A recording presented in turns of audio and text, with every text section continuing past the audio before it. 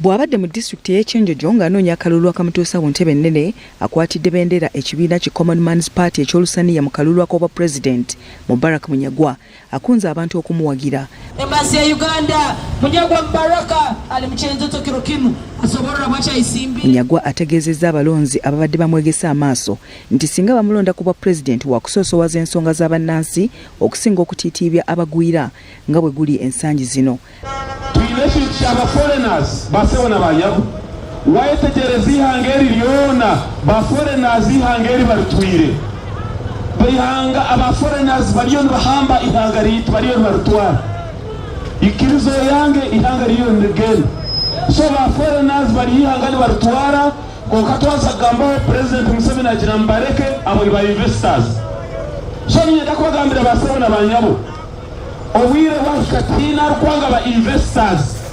We want investors, but meaningful investors. Wako muri Kampala, wazo muri Kampala, buri muntu mugona go hansi no sanga mu muhindi na no muchena no bari gukora. Ate ku nsonga z'ebyenfuna by'eggwanga Munyagwa era asuubizza okutumbula ebyenfuna by'abantu bafune butereevu mu ebyo bye bakola okusinga abantu ab'olubatu abekkusa bokka na bokka. Warugaho kazo muri Kampala toshitunga murumo abo kuba yona abahindi no bari kugikora.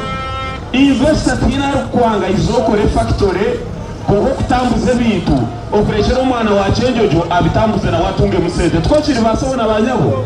Onera akubye ebituli mu batambuza ekibozibozi nti President Museveni yawangudde akalulu ka 2026 kyagamba nti si kituufu kubanga nabo gye bayise abantu babandiriza mu maanyi. Museveni tumuyine takiriwo kwirukira tumuyine kandi ekinde kikwenda kubagambira NRM ine bifuere kubabiha. Munyagwa bw'avudde wano yeeyongeddeyo mu disitulikiti y'e Kabalole okukunga abaayo okumuwagira.